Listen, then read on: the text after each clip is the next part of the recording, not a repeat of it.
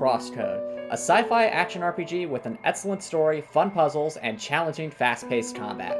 With its high skill ceiling and deep progression system, CrossCode's combat challenges the player to think on their feet against a wide variety of enemies, and boss battles that rival Dark Souls in their difficulty and depth. But what if you couldn't level up? Can you beat CrossCode at level 1? Let's find out. Before we begin, it's important to discuss the rules of this challenge run and how it differs from a normal playthrough. There are 3 rules for this challenge run. First, I'm not allowed to level up, so I will permanently disable at speed gain using CrossCode's New Game Plus modifiers. All other New Game Plus modifiers are prohibited for obvious reasons. Second, I am not allowed to use any major glitches. This includes bypassing barriers to reach the best shops early, manipulating save files to reach the final dungeon early, and glitching the game to play as Shizuka outside of the tutorial since Shizuka has level 60 base stats. Third, I will try to win every PvP battle in the base game as an added challenge.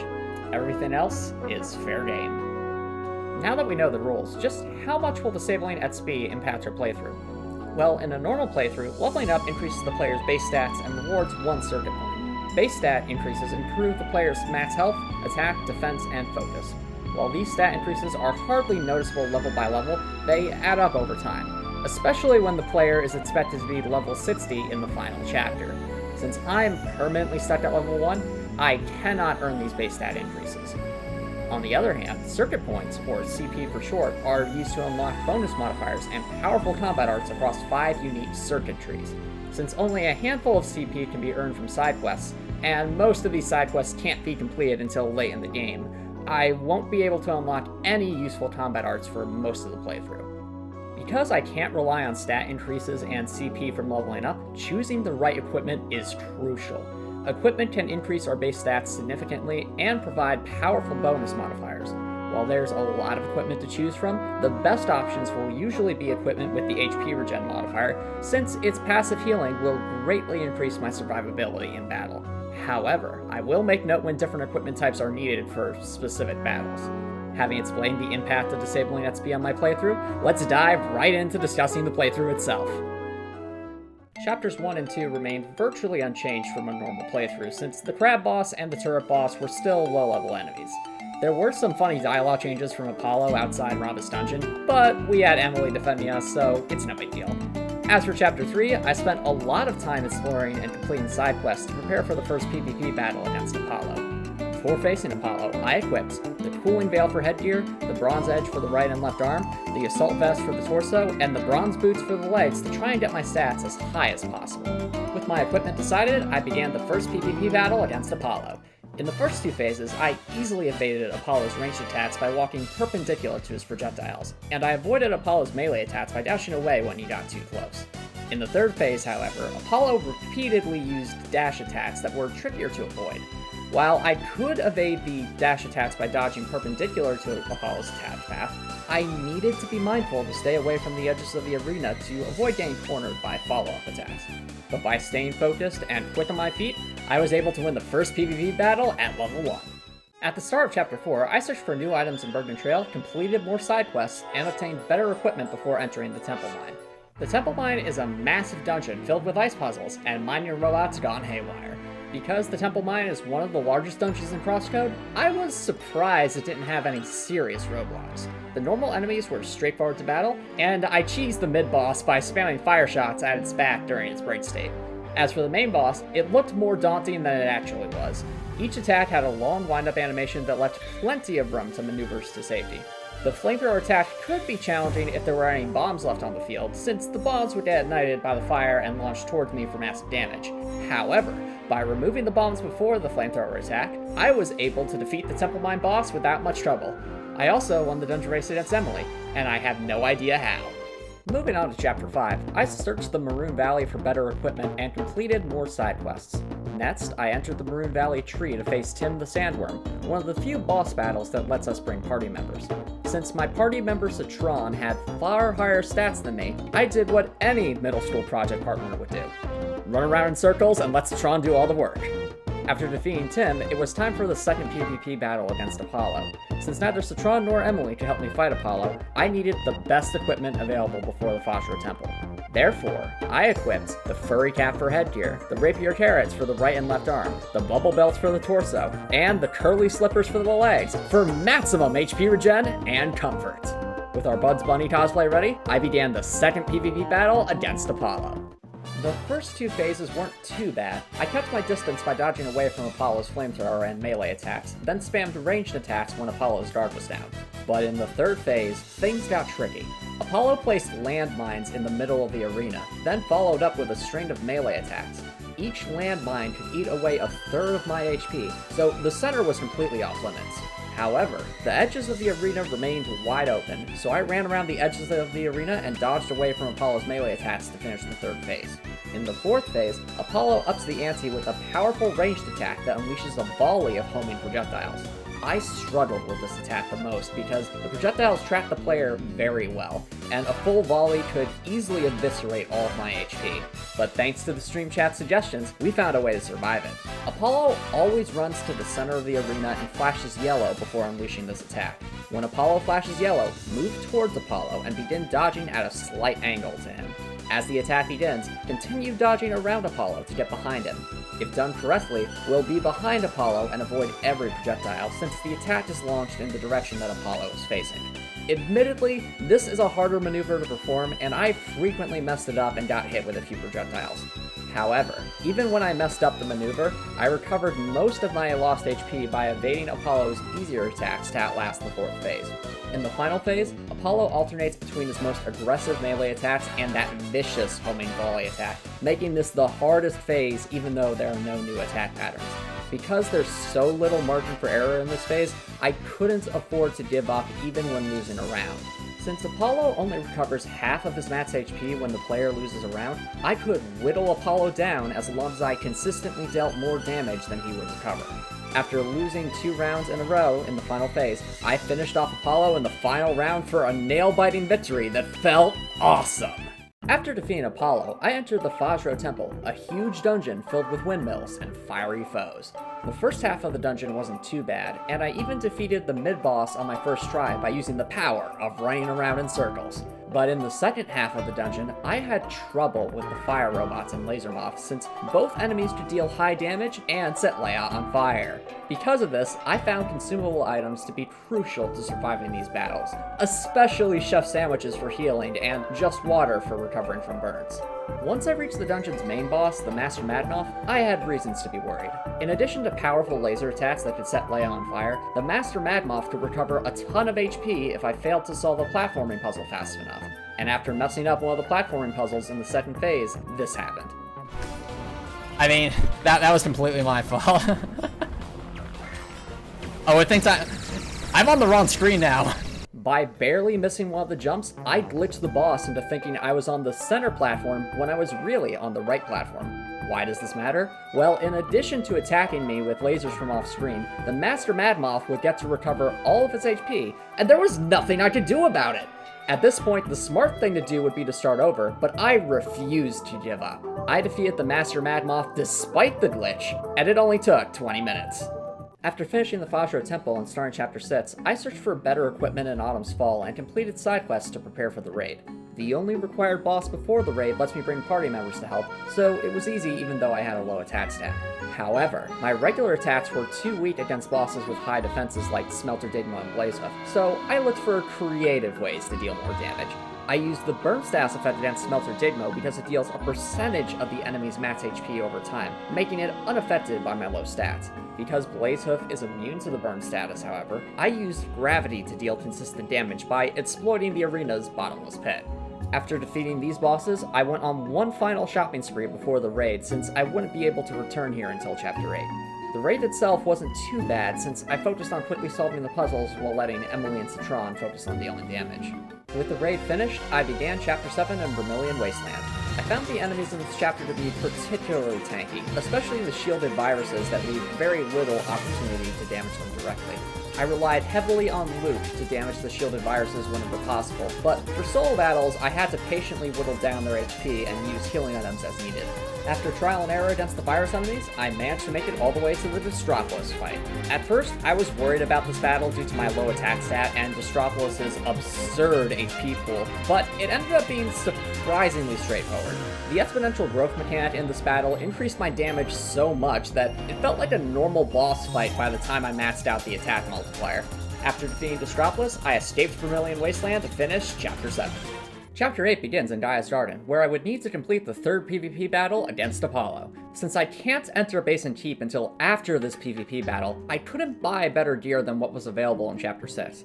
This meant that choosing the right combination of gear was essential to even stand a chance against Apollo, and after trial and error, I found this to be the best loadout. First, I chose the Dented Crown for headgear and the Hunter's Bolt for the left arm, since both provide the Shooter modifier to increase my range damage. Next, I chose the Pedal Cloak for the torso and the Curly Slippers for the legs to get a solid amount of HP regen. Finally, I chose the Adept Gloves for the right arm, since it increases the parry timing window. More importantly, the Adept Gloves provide the Riposte modifier, which allows me to parry multiple attacks in a row without having my guard broken. With my loadout decided, I began the third PvP battle against Apollo. In the first phase, Apollo comes out swinging with a powerful flamethrower attack that is immediately followed by a homing volley attack. The flamethrower can only be dodged by moving away from Apollo, but the homing volley can only be dodged by moving towards Apollo. In other words, this combo sets me up to either get annihilated by the homing volley to avoid the flamethrower, or get incinerated by the flamethrower to avoid the homing volley. For a while, I thought there was no way to survive this combo at level 1, until I learned that in CrossCode, you can parry a flamethrower. By exploiting the Riposte modifier to parry the flamethrower without taking damage, I stayed close enough to Apollo to dodge around his homing volley attack, allowing me to survive this deadly combo. After that combo attack, Apollo uses a plethora of melee attacks that, if parried, leave him vulnerable to attack. Although parrying is hard to do in real time, I discovered that pause buffering with the quick menu can make parrying much more consistent. To accomplish this, I begin by spamming the quick menu button during Apollo's melee attack sections to go frame by frame until I see Apollo's pointing animation. As soon as Apollo points, I hold down the quick menu button to pause the game completely. With the game paused, I hold down the block button, place the mouse cursor in Apollo's direction, then release the quick menu button. By following these steps with the Adept Gloves equipped, I consistently parried Apollo's melee attacks to reach the second phase. The second phase was much easier than the first phase. Apollo adds an icicle attack that can ricochet off walls, but these icicles can be avoided by walking back and forth while moving perpendicular to Apollo's attack. The third and fourth phases were even easier than the second phase since Apollo only used melee attacks, allowing me to parry them with the pause buffer technique. In the fifth phase, Apollo created a ring of fire around himself during his melee attack sections. I could safely parry Apollo's melee attacks after the ring of fire expires, so I just dodged away until the fire disappeared. As for the ranged attacks, Apollo surrounded himself with ice spikes to make his homing volley attack almost impossible to avoid. Parrying was out of the question due to the slow projectile speed, so I spammed ranged attacks to destroy enough ice spikes to dodge around Apollo's homing volley. This was a challenging maneuver to pull off, and it would not work if Apollo used the homing volley from a corner. Thankfully, Apollo always moved towards Lair before creating the ice spikes, so I stayed in the middle of the arena to ensure Apollo would not end up in a corner for his homing volley attack. After a lot of practice and failed attempts, I survived the fifth phase and won this intense PvP battle at level 1. My next destination was Base and Keep, where I completed more side quests and obtained much better equipment before entering the Zir'vitar Temple. Zir'vitar Temple is a massive power plant guarded by a wide variety of electric enemies. Although the electric ghosts gave me some trouble due to their fast attacks and large health pools, Zir'vitar Temple didn't have any major roadblocks. The Plasma Phantom boss wasn't too bad either because I used Sweetberry Tea to get extra HP regen as needed. After leaving Zir'vitar Temple, I went to the Sonajiz Temple, a massive underwater base filled with many sonic sea monsters. The enemies in this dungeon are quite tanky, and I had a close call during the trial of persistence against the final 12 slimes. Nevertheless, I continued through the dungeon to reach the Sir Blobus Starnishes boss battle. Sir Blobus has a unique mechanic where its health bar is damaged by destroying the slimes that it releases in its break state. Because the battle's third phase is difficult to survive due to its challenging puzzle mechanic, I lowered every slime's health as much as possible early in the battle to make the later phases easier to get through. I made it to the fourth phase after some trial and error, then whittled down the boss's remaining health to complete this temple. Next, I entered Sephisloth's cave for the main quest. Some of the pillars were tricky because they had high HP regen, but I defeated them by boosting my damage with consumable items. However, the next room with the Wiccats was much harder to get past. Wiccats are agile foes that can damage Lair simply by standing nearby, and I had to battle 6 of them at the same time in a small cavern. I used consumable items to boost my attack power and shock resistance, but even then it took me more attempts to get past this room than it did to defeat many of the dungeon bosses so far.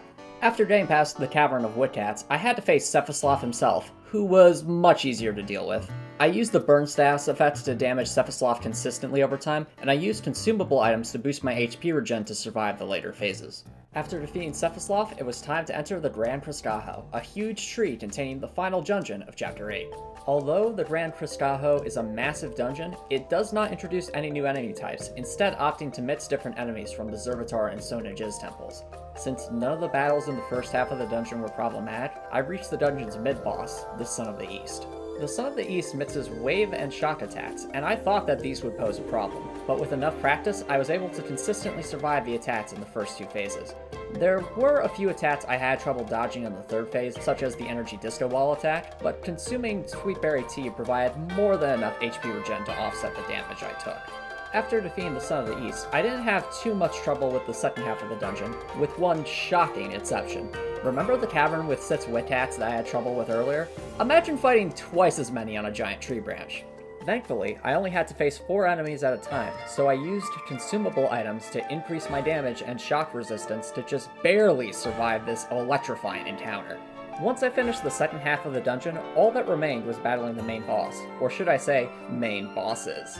Just like Ornstein and Smog from Dark Souls, the Grand Krys'kajo's final trial challenges us to battle 2 bosses at the same time, the Son of the East and the Ancient Guardian. I defeated the Son of the East first by using the same tactics from his previous boss battle and drinking Sweetberry Tea for extra HP regen as needed. As for the Ancient Guardian, I increased my damage with consumable items to whittle down its massive health bar faster. After a battle of endurance that lasted 35 minutes, I defeated the Ancient Guardian and completed Chapter 8 at level 1. With Gaia's Garden behind us, I began Chapter 9 in Sapphire Ridge by searching for better equipment and finishing more side quests. Then I continued the main quest and entered the old dojo, where a daunting battle against samurai beetles awaited. The samurai beetles are some of the toughest enemies in the game, dealing heavy damage with their swords while also moving swiftly and having high HP. I ruled out a high damage strategy because of their high HP, so I tried to outlast the samurai beetles with HP regen and Sweetberry Tea. However, their attacks were too difficult to dodge consistently, and my HP regen couldn't offset the heavy damage they inflicted. Then I tried pause buffer parrying with the Adept Gloves equipped, and it worked, albeit with a bit of nuance since the Samurai Beetle's positioning affects the parry timing. If the Samurai Beetle landed far away, I would begin blocking when they are dashing to attack and are this far away from me. If the Samurai Beetle landed too close, however, I would begin blocking before the Samurai Beetle dashes to attack since there's less distance to cover. And while it seemed counterintuitive, standing still in the middle of the room was beneficial because it made the enemy's positioning more consistent.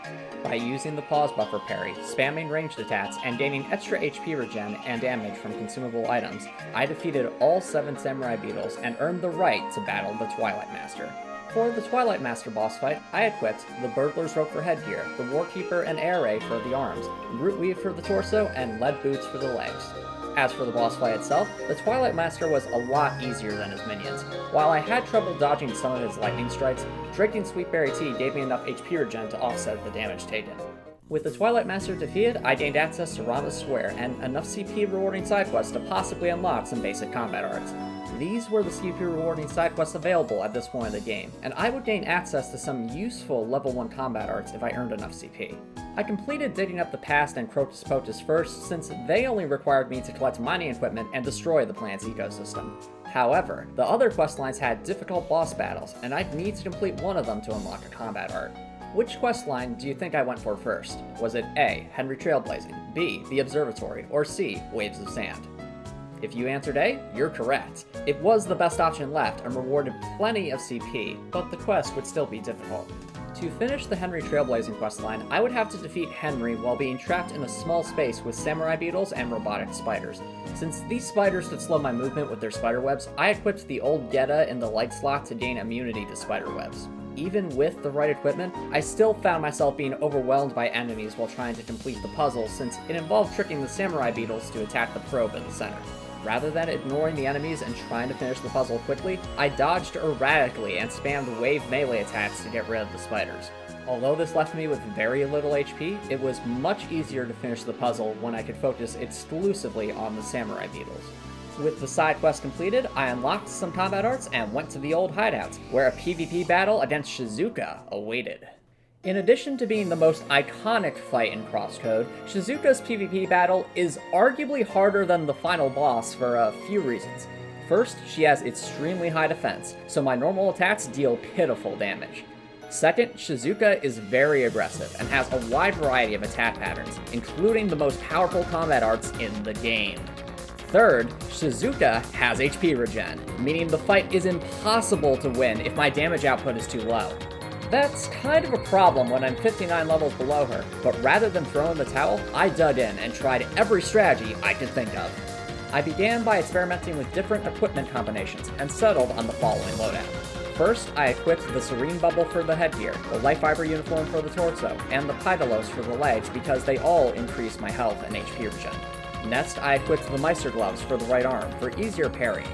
Finally, I equipped the Radiant Bracer for the left arm, since its Status Rush modifier makes it easier to build up status effects. Because my base attacks were too weak to overcome Shizuka's HP regen, inflicting the Burn and Jolt status effects were the best way to deal damage.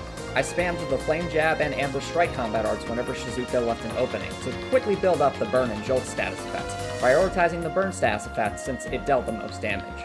As for Shizuka's attack patterns, the first phase wasn't too bad. I consistently dodged Shizuka's Ice Dash attack and ranged attacks, and used the Pause Buffer parry against all of her melee attacks. For the second phase, Shizuka began using a Wave Volley attack that healed her based on the damage dealt. I was scared this would be as bad as Apollo's Homing Volley attack, but it turns out that the Wave Volley can be parried. By parrying the Wave Volley consistently, I completed the second phase without much trouble. In the third phase, Shizuka used a terrifying Ice Turret attack that could be parried in the most satisfying way possible. By consistently parrying the Ice Turret attack, I completed both the third and fourth phases since the fourth phase does not add any new attacks. Things were going well when I entered phase 5, and I had high hopes that I could defeat Shizuka at level 1. Until this happened. Wash? Wash? Nope. No. Oh. That was Ether Snipe, Shizuka's ultimate attack. It cannot be dodged, it cannot be parried, and it deals enough damage to one-shot me. Does this mean I couldn't beat Shizuka at level 1? After all, if I couldn't dodge it or parry it, was there any way to get past Ether Snipe? I honestly thought that I was out of options, but thanks to the stream chat, I learned there was one option left that might help. Following chat's advice, I unlocked Guard Sphere, a tier 1 combat art that creates a temporary shield with the same damage resistance as blocking. Having never used Guard Sphere before, I had no idea if it was effective, much less if it was strong enough to survive Shizuka's ultimate attack. Nevertheless, I battled Shizuka once more and put Guard Sphere to the ultimate test. Here's what happened. I hope this is enough! Yo! I was blown away by this result. By using Guard Sphere, I could tank an Ether Snipe at level 1, with plenty of health to spare. Suddenly, this battle went from seeming impossible to being possible, and in the end, I defeated Shizuka at level 1. With Shizuka defeated, Chapter 9 was completed, and it was time to prepare for the endgame. At the start of Chapter 10, I gathered the best gear I could, finished a ton of side quests, and passed Ivan's Turing test to avert a disaster. I also stocked up on consumable items, especially Durian since they could heal half my HP quickly and boost my attack power. From there, I regrouped with my friends and began the final assault on Vermillion Wasteland. I initially had concerns about facing the Shredder units in Vermillion Wasteland, but my combat arts made them much easier to defeat. I used Flame Jab on the Cold, Shock, and Wave Shredder units to build up the burn status effect, while for the Heat Shredder units, I used the Frozen Star combat art to take advantage of their weakness to cold damage. By making good use of my combat arts and the occasional consumable item, I made it to the final dungeon in the base game, Vermillion Tower. Although Vermillion Tower is a formidable challenge in any playthrough, it does not introduce too many new opponents. The Rhino and Orange enemies were quite tanky, but using Flame Jab made them manageable to battle due to the damage over time from the burn status effect. There were also a bunch of turret mini-bosses that culminated in facing 4 super turrets at once, but each turret has predictable attack patterns to avoid, and I dealt consistent damage by using elemental combat arts that the turrets were weak to. The hardest part of Vermillion Dungeon before the final boss was the last elevator ride, where I had to face a gauntlet of shredder units, rhinos, and Orange with no checkpoints. I spammed Flame Jab to use the burn status effect as my main method of dealing damage, and I used consumable items like Sweetberry Tea and Durians to buff my HP regen and heal as needed. I also prioritized defeating the Wave Shredder units since they had the ability to heal the other enemies. After many attempts, I survived this vicious elevator ride and made it to the final boss, the ultimate experience. For this battle, I equipped the Serene Bubble for headgear, the Hydra Fang for the right arm, the Infinity Spiral Drill for the left arm, the Life Fiber Uniform for the torso, and the Pydalos for the legs to maximize HP regen while maintaining decent damage. As for the final boss battle itself, the ultimate experience had a whopping 16 phases with no checkpoints, making it the ultimate endurance test. I used combat arts to deal more damage via elemental weaknesses, but even then, I still had to survive multiple attack cycles per phase due to my low damage output. I played my heart out against the ultimate experience, dodging attacks, solving high-stakes puzzles, and barely surviving several close calls by using consumable items. After nearly an hour of fighting the ultimate experience, the battle would be decided by whether I could survive a final barrage of powerful attacks. By boosting my HP regen with Peppermint Tea and activating Guard Sphere during difficult attacks, I survived the final barrage, defeated the ultimate experience, and proved it is possible to beat CrossCode at level 1. Before I wrap things up, I want to hear from you. Did you like this style of video, and should I make more videos like it in the future? If the answer is yes, hit that subscribe button and let me know your favorite moment from this video in the comments down below. And even if the answer is no, let me know how I can improve. This was my first video in this format, and I'm always open to constructive criticism. Speaking of criticism, you're probably wondering why I didn't include CrossCode's DLC in this video. The answer is that this video is already quite long, and adding the DLC to it would probably double its length. But if this video is well received and there's enough support in the comments for it, I'll absolutely make the CrossCode DLC's Level 1 challenge my next major video project. In the meantime, I'm streaming a bow-only challenge run of Elden Ring on Twitch, so give me a follow if that interests you. Or if you're looking for a humble community of creative people like you, then join our Discord server via the link in the description. The full stream archive for this challenge run is available here for you to watch to your heart's content. And remember, persistence pays off, both in games and in life. Thanks for watching.